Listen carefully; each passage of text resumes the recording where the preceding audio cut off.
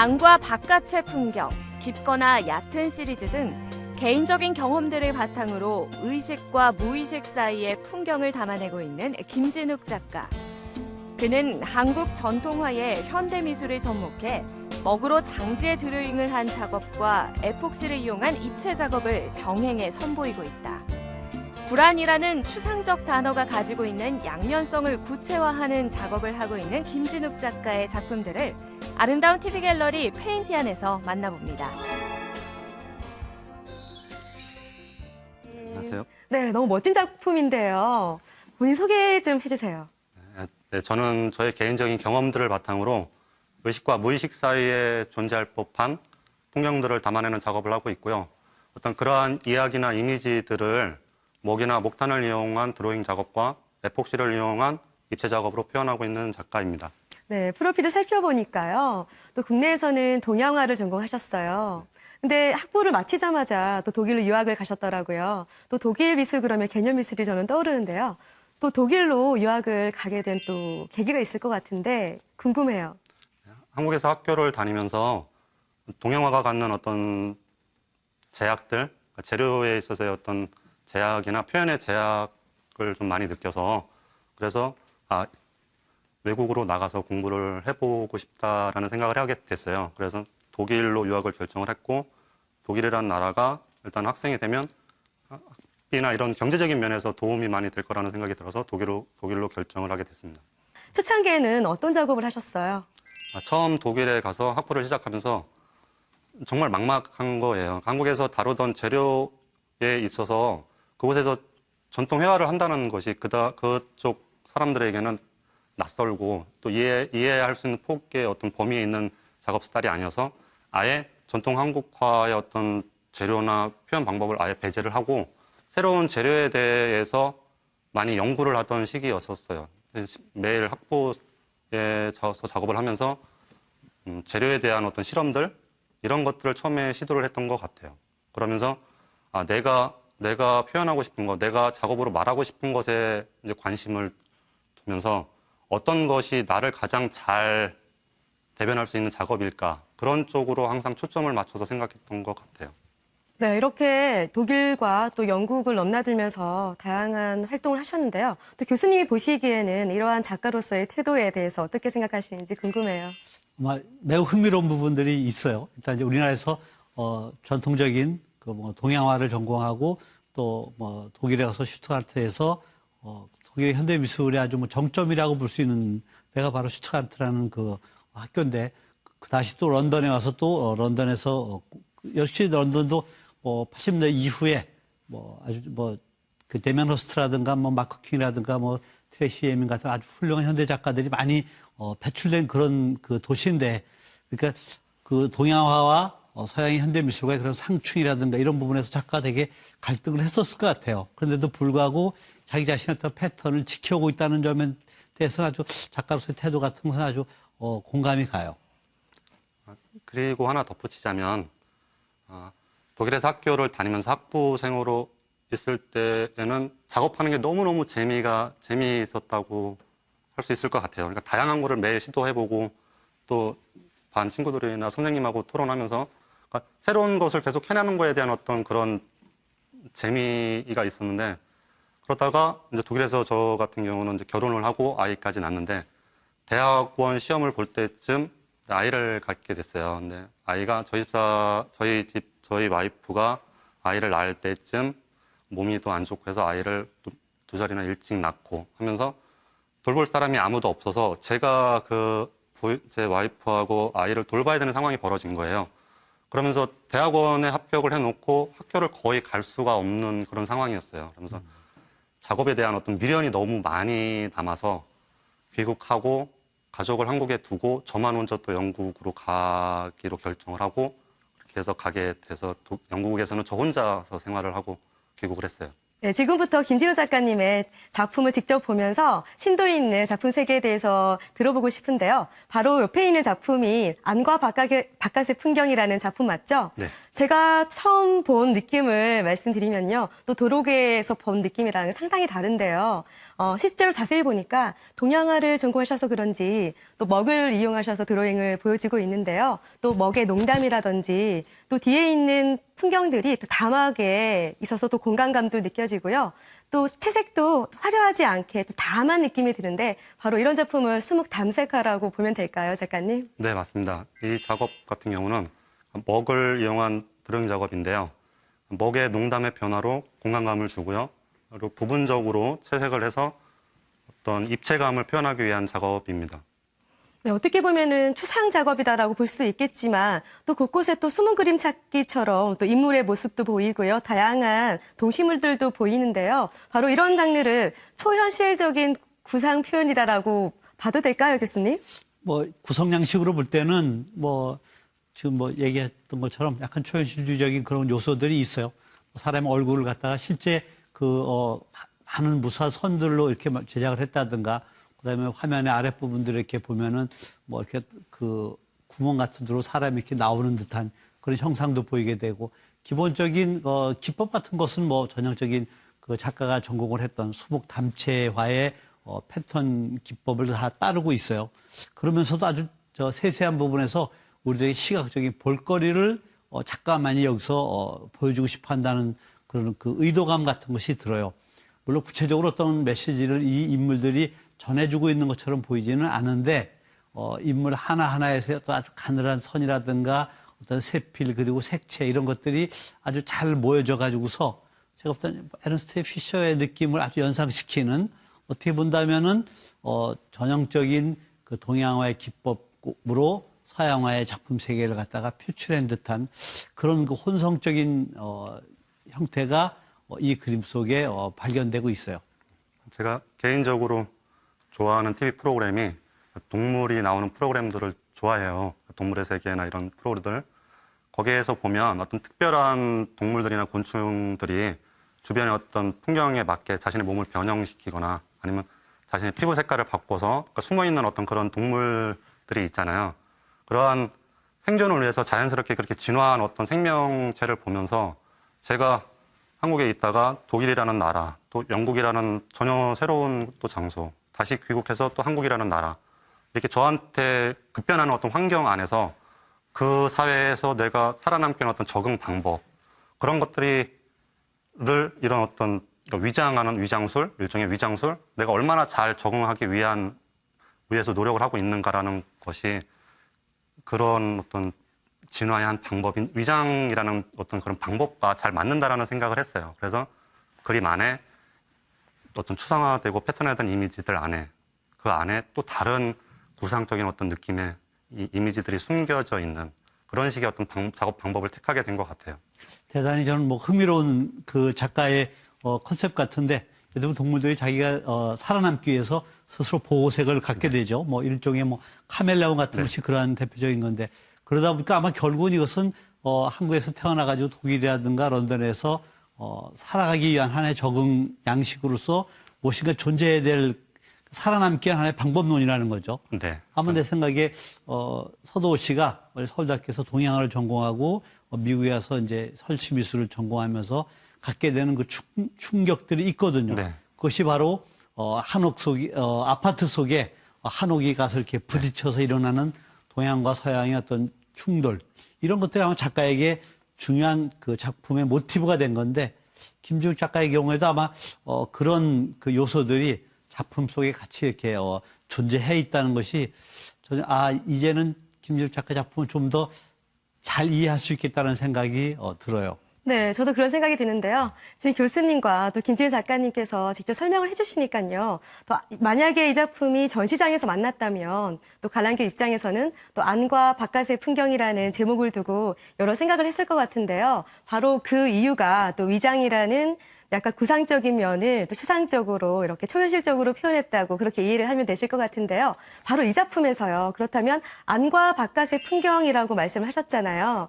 그럼 여기서는 안과 바깥에 그런 경계선이 혹시 있는지가 궁금해졌어요. 네, 이 전체적인 큰 화면을 이루는 제 드로잉 작업 안에 보면 전체적인 화면 안에 어두운 공간들이 존재를 해요.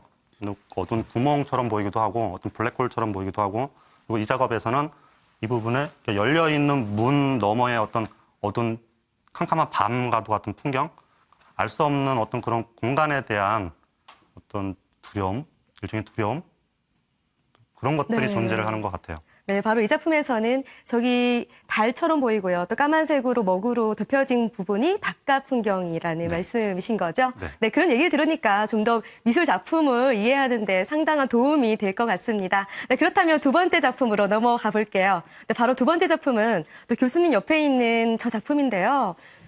제가 도로그래서 봤을 때는 평면 작업으로 봤는데요. 실제로는 또 부조처럼 보이는 입체적으로 보여지는데 바로 저 작품은 또 어떤 작품인지 소개 좀 부탁드릴게요. 네, 저 작업은 판넬을 먼저 제작을 하고요. 기존에 쓰던 이런 화선지, 전통 한지의 종류를 다시 물에 풀어서 종이주개 형태로 만들어서 그리고 부조를 일단 입체로 먼저 만들었어요. 입체로 만든 위에다가 전통 동양화의 기법대로 먹으로 드로잉을 하고 그리고 한 일부분을 에폭시에 안료를 섞어서 마치 물에 잠긴 것처럼 물속으로 아니면 어둠 속으로 사라지는 듯한 느낌이 들도록 그렇게 제작한 작품입니다. 네, 이 작품을 딱 봤을 때는 교수님께서는 어떤 느낌이 드셨는지 저는 궁금해요. 이 작가가 대단히 작품의 표현에 있어서 치밀하고 또 입체감을 주고 싶다는 의지를 가장 잘 반영하는 작품이 아마 이 작품이 아닌가 싶어요.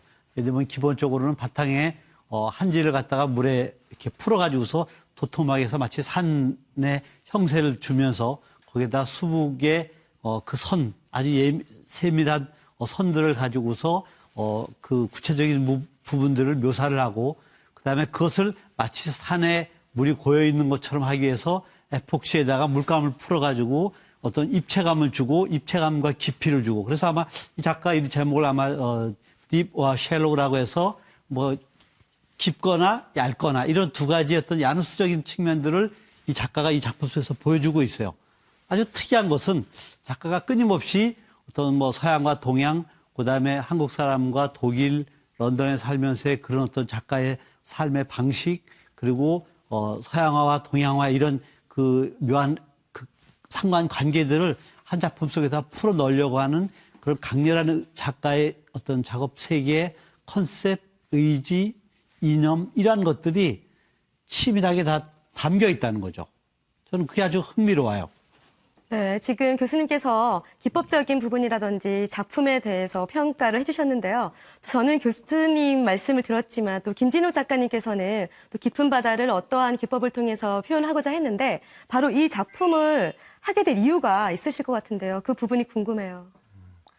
저 작업은 일단은 이런 드로잉 작업에서 이 어두운 부분이 확대됐다고 보시면 좋을 것 같아요. 그래서 어두운 보이지 않는 부분에 대한 어떤 아까도 말씀드렸던 이런 두려움일 수도 있고 그거 보이지 않는 것에 대한 어떤 긴장감 이런 어떤 느낌들을 제가 좋아하는 작업이 하나 있는데 마그리트의 빛의 제국이라는 그림을 너무너무 좋아하는데 어느 날 그 작업을 보고 있는데 캄캄한 밤 풍경이잖아요. 근데 하늘은 파란 하늘이고 근데 이 두 가지 다른 양면, 약간 다른 어떤 대립되는 구도에서 오는 긴장감 그런 것들이 나에게 내가 처한 어떤 그 상황에 있는 어떤 그런 긴장감하고 너무 잘 맞는다는 생각을 했어요. 그래서 화면을 보시면 어두운 부분과 이쪽의 밝은 부분이 마치 낮과 밤처럼 대립의 구도를 갖고요.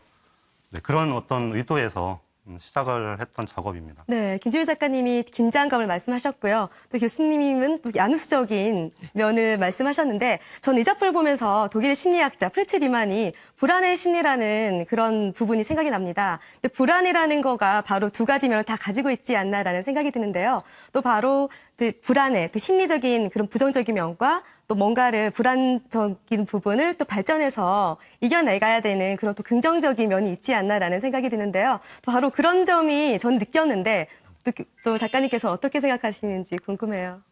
그럼 그 이야기를 이 작업에서 같이 설명을 드려도 될까요? 아, 네. 이 작업을 설명드리기 전에 제가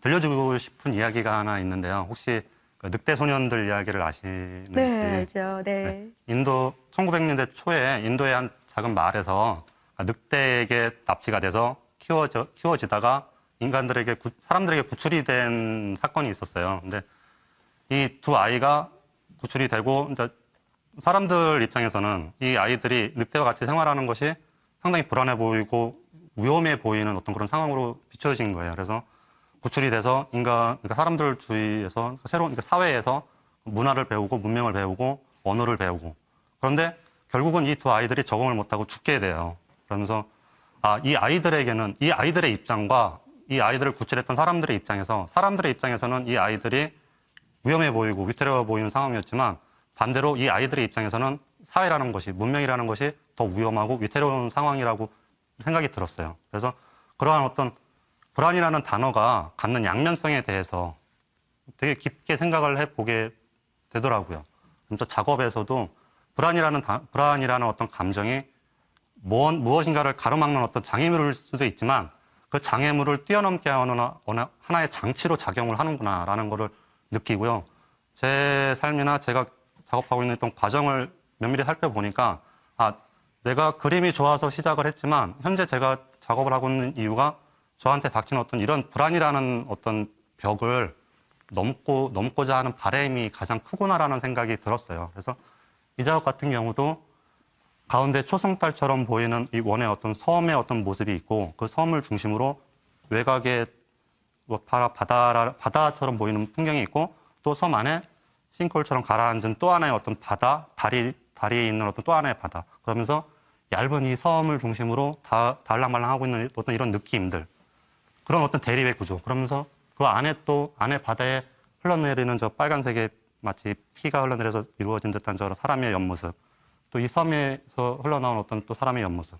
다른 두 부류의 사람의 모습에서 그런 어떤 대립의 구조를 만들고 싶어서 하게 된 작품입니다. 또 이런 작품 보시면서 또 김종윤 교수님께서는 또 어떻게 평가를 해주실지 궁금해요. 가만히 보면은 그 싱크홀처럼 그 블랙홀처럼 생긴데 어떤 그 달 같은 것이 어슴푸레 보여지고 그다음에 그 수묵의 농담 같은 것이 자연스럽게 어떤 물의 호수 혹은 뭐 지구의 바깥 우주 이런 모습들이 한 화면 속에 다 들어가 있고 그 가운데 사람의 얼굴이 이렇게 가늘한 선으로 이렇게 얼굴이 형상이 그려져 있는 모습에서 저 작가 상당히 초현실주의적인 그런 사고와 어떤 상상력을 통해 가지고 이 작품을 제작하고자 했다는 그런 느낌들이 아주 강하게 들어요. 네, 정말 그런 도록에서 본 느낌이랑 실제로 작품을 대할 때의 느낌이랑은 정말 너무나 다르다는 느낌을 또 오늘 실감하게 되는 순간인 것 같은데요. 바로 저 작품은 또 기법적인 부분을 또 설명을 해주신다면 또 어떤 면들이 있을지 궁금해요, 작가님. 일단은 에폭시라는 재료에 대해서 설명을 드려야 될 것 같아요. 에폭시라는 재료가 다루기가 상당히 까다로운 재료인데 왜냐하면 점도가 상당히 높아요. 그래서 안료를 배합하게 되면 안료가 이렇게 잘 섞이지가 않아요. 그래서 안료를 배합하는데 상당히 어려움이 있고 그리고 그러다 보니까 단계를 한 번만 에폭시를 한 번만 배합을 해서 한 번만 붓게 되면 이런 자연스러운 색의 변화를 만들어내기가 힘들어서 안료를 배합하는 과정, 그리고 에폭시를 붓는 과정을 보통 서너 번을 반복하는 편이에요. 그리고 온도에 또 되게 민감하게 반응을 해서 온도가 낮았을 경우에는 이 굳는 경화되는 어떤 속도 때문에 잘 굳지를 않아서 온도가 또 낮으면 작업을 할 수가 없는 그런 재료이기도 합니다. 네, 또 어쩔 때는 또 작업하고자 하는 대로 나오지 않아서 또 어려움을 겪기도 하셨을 것 같아요. 네. 어떤가요? 초기에 이 재료를 사용할 때는 이런 어떤 작업에서 온 어떤 경험들이 없어서 작품을 미리 완성을 해놓은 상태에서 맨 마지막 단계에서 에폭시 작업을 하다 보니까 거의 완성 단계에서 작업을 망치는 경우가 상당히 많았어요. 그러면서 좀 안타까운 일이 많았죠. 또 국내에서는 2012년 또 2014년 두 회에 걸쳐가지고 개인전을 개최를 하셨는데요. 또 어떤 전시였는지 또 소개 좀 부탁드릴게요. 저는 한국에서 학부를 졸업하고 바로 유학을 나가서 한국에서 전혀 전시를 한 적이 없었어요. 아마 한국에서 저라는 작가에 대해서 알고 있는 분들이 거의 없을 거라고 생각을 해요. 그래서 귀국할 무렵에 갤러리 조선에서 저에 대해서 어떻게 아시고 초대전을 하고 싶다고 연락이 와서 초대전을 하게 됐어요. 그래서 첫 개인전 때는 그동안 영국에서 했던 어떤 드로잉 위주의 작업들을 선을 보이고요. 그리고 두 번째 개인전에서는 한국에 들어와서 이런 어떤 종류의 에폭시 작업으로 비중을 많이 늘렸어요. 그래서 두 번째 개인전에는 이런 에폭시 작업 위주로 전시를 했어요. 네, 앞으로 국내에서 많은 전시 활동을 하시면서 대중들과 또 소개도 되고 또 갤러리들에서도 많이 또 러브콜이 와서 전시를 개최를 했으면 좋겠다는 생각이 드는데요. 또 교수님께서는 이런 작품들이 또 어떠한 공간에 걸렸으면 좋겠고 또 그런 가치적인 부분에 대해서 한 말씀 부탁드릴게요. 저는 이제 뭐 생각보다 김진욱 작가 작품 많이 본 경험이 없기 때문에 다만 이제 그 전통적인 동양화의 그런 그 기법하고 서양화의 어떤 사실 서양화를 하는 작가들이 많이 쓰고 있는 방법이 요새 에폭시인데 이제 시각적으로 비주얼적으로 이제 볼 때 아주 훨씬 더 상큼하고 그다음에 아주 짱해 보이는 그런 그 기능이나 효과를 주고 있죠. 그런 점에서 좀 신선하고 그래서 약간 좀 초현실주의적인 그다음에 창의적인 그런 것을 하는 공간에 아마 놓여 있으면 참 좋겠다는 생각이 들어요. 뭐 연구소라든가 혹은 뭐 상상력을 좀 네. 극대화시키는 그러니까 작가가 어떤 그 고민하고 있는 그런 생각들을 갖다 이렇게 해결해 줄 수 있는 그런 공간이면 좋겠다는 생각이 들고 역시 뭐 작품의 뭐 소장 가치라든가 이런 부분들에 대해서는 지금 김진욱 작가가 이제 외국에서 들어온 지 뭐 2년 반 정도뿐이 안 됐죠. 그러니까 아마 앞으로 작업을 계속 해나가고 있으니까 아마 작품의 그 발표라든가 이런 것을 좀 더 지켜볼 때 아마 작가만이 가지고 있는 독특한 어떤 표현 양식과 메시지를 가질 수 있을 거라고 봐요. 네, 지금 김진욱 작가님의 작품 세계에 대해서 얘기를 좀 나눠봤는데요. 또 작가님께서는 앞으로의 작가로서의 바람이 있으시다면 또 한 말씀 해주세요. 앞으로의 바람은 먼 미래까지는 지금처럼 작업 활동을 계속 하는 거고요. 가까운 미래로는 외국 생활을 무려 한 14년 이상 외국에서 있다가 귀국한 지 이제 한 2년 반 정도 되다 보니까 아직도 한국이라는 나라가 저한테는 또 다른 외국처럼 느껴져요. 그러면서 2년이 지났지만 적응 안 되는 부분들이 너무 많아서 빨리 적응을 하고 그리고 안정된 생활 속에서 작품 활동을 하는 것이 가장 큰 바람입니다. 네, 오늘 세 작품을 모두 살펴봤는데요. 아무래도 김진욱 작가님의 가장 큰 특징은 또 해외에서의 또 여러한 경험과 또 많은 작가분들의 교류를 통해서 또 작품 활동에 대한 폭이 넓지 않나라는 생각이 드는데요. 또 교수님께서 김진욱 작가님의 작품에 대한 총평을 부탁드릴게요. 저는 일단 작가가 이런 고민을 하고 있다는 것에 대해서 아주 전폭적으로 그 공감을 해요. 외국 생활을 너무 오래 하다 보면은 이게 예를 들면 독일 사람도 아니고 한국 사람도 아니고 네. 중간에 뜬 그래서 보통 그렇게 유학하는 사람들 우리가 부평초 같은 인생이라고 이야기를 하는데 아마 작가의 그런 그 고민이나 갈등이 충분히 이해가 돼요. 그러나 어쨌든 작가가 그러한 그 갈등 그러니까 예를 들면 현대와 전통의 어떤 조합 그런 것을 한 화면에 표현해내야 되는 그런 작가 입장에서 볼 때는 분명히 작가가 지향하고자 하는 의식이라든가 메시지 같은 것이 분명히 있을 거라고 봐요. 근데 작가가 들어온 지 뭐 2년 반 정도밖에 안 되는데도 뭐 국립현대미술관이라든가 아트뱅크 같은 데서 네. 작품을 이렇게 컬렉션하고 있다는 것은 그래도 이 작가가 가지고 있는 어떤 새로운 가능성과 현대적인 어떤 방법론에 대한 탐색 근데 그런 것에 대한 어떤 치열함이 이 김진욱 작가한테서 읽혀지는 것이 아닐까. 그런 것으로 본다면 우리가 이 작가의 어떤 새로운 세계, 이 감춤, 뭐 위장, 안과 밖, 어떤 야누스적인 그런 세계들에 대해서 한번 우리가 깊이 있게 관심을 가져볼 필요가 있는 그런 작가라고 생각이 들어요. 네, 오늘 또 얘기를 나누다 보니까 마칠 시간이 다 되었는데요. 그럼 마무리를 하도록 하겠습니다. 네, 아름다운 TV 갤러리 페인티안 오늘은 김진욱 작가님과 함께했습니다. 네, 앞으로 국내에서는 신진 작가로 지금 출발하고 있는데요. 또 시청자분들도 많은 관심 가져주시고요. 앞으로의 김진욱 작가님의 발전 기대성을 주목해 주시길 바랍니다. 네, 오늘 여기서 인사드리도록 하겠습니다. 시청해 주셔서 고맙습니다.